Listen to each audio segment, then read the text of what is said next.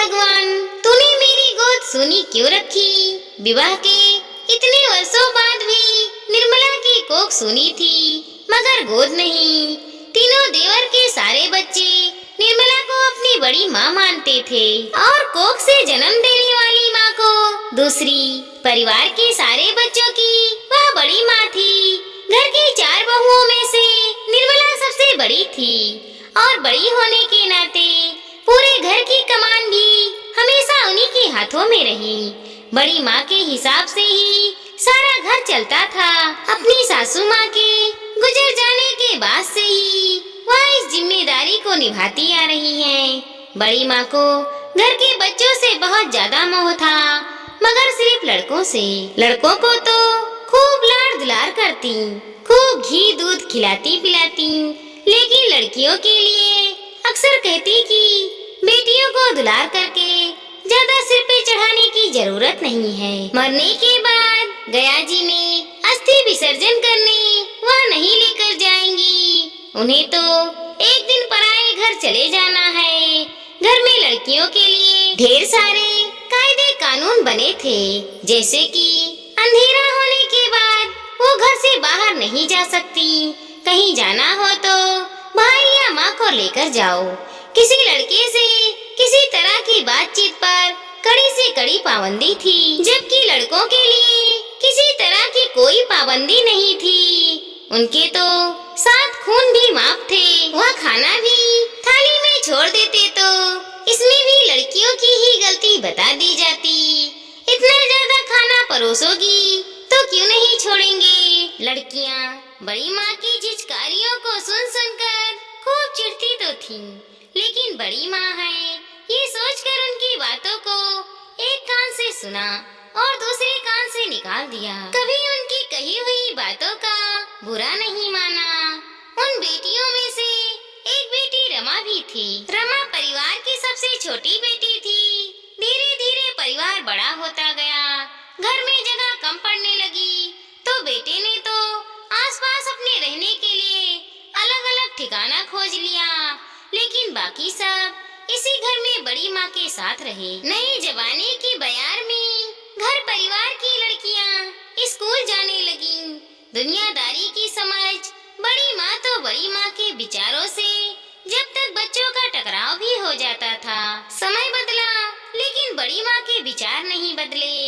सभी बच्चे सयान हो गए थे। हाँ, बड़ी माँ में बदलाव तो आया था, लेकिन सिर्फ इतना। सयान बच्चों के आगे अब बड़ी माँ कुछ कम जरूर बोलने लगी थी। परिवार के बड़े बेटे बेटियों का विवाह होते होते बड़ी माँ 65 वर्ष की हो गई थी। बेटे बहुओं को देखकर बड़ी माँ की खुशी का ठिकाना न था। उन्हें खूब ढेर सारा आशीर्वाद देती और अपना कलेजा ठंडा करती। परिवार की सबसे छोटी बेटी रमा का भी रिश्ता कर दिया था। रमा की शादी का दिन था। सुबह से ही घर में शादी की तैयारियां चल रही थी। बड़ी माँ घर की नई बहुओं से शादी की रस्म बता कर संपन्न करवा रही थी। शाम ढलने पर बारात लड़की वालों के द्वार पर पहुंची, तो वधू पक्ष ने बारातियों का शानो शौकत के साथ बहुत स्वागत किया। दूल्हे को द्वार पूजा के लिए बुलाया गया। कार से उतरते हुए दूल्हे को देखने के लिए वधू पक्ष के लोग, लड़की की बहन, भाभियां सभी द्वार पर नजरें गड़ाई हुई थी। घर की छत से रमा और उनकी सहेलियां भी दूल्हे को देखने को उत्सुक थीं। दूल्हा कार से काफी देर में बाहर निकला। वह चाहकर भी चल नहीं पा रहा था। लड़के को 2-3 लोग पकड़कर द्वार पूजा करवा रहे थे। कन्या पक्ष के लोगों ने जब पकड़ने का कारण पूछा तो पकड़े हुए लोगों ने दूल्हे को छोड़ दिया। तभी नशे में धुत दूल्हा धड़ाम से नीचे गिर गया। इसे देखकर कन्या पक्ष के लोगों में हड़कंप मच गया और मारपीट की नौबत आ गई। इस बीच किसी ने पुलिस को बुला लिया। लड़की वालों ने शादी से इनकार कर दिया और पुलिस की मौजूदगी में वर वधू पक्ष में सहमति बनाने के बाद ये शादी रोक दी गई और बगैर विवाह के बारात वापस लौट गई। दुल्हन बनी रमा की शादी नहीं हो पाई। जिस दिन से बारात दरवाजे से वापस लौटी है, तब से ही रमा का रहना बहुत अखरने लगा था। कभी कभी तो ताना भी मारती कि मायके में रहने वाली बेटी को भाई भाभीओं से हमेशा दबकर रहना पड़ता है। एक बार बारात वापस लौट जाए तो दूसरी जगह रिश्ता होना भी आसान नहीं होता है। उदासी रमा कुछ ना बोलती। एक सुबह की बात है, बड़ी माँ पूजा पाठ करने के बाद गौ माता को रोटी खिला रही थी कि अचानक उनके शरीर के दाहिने हिस्से ने काम करना बंद कर दिया। आनन फानन में उन्हें लेकर अस्पताल पहुँचे।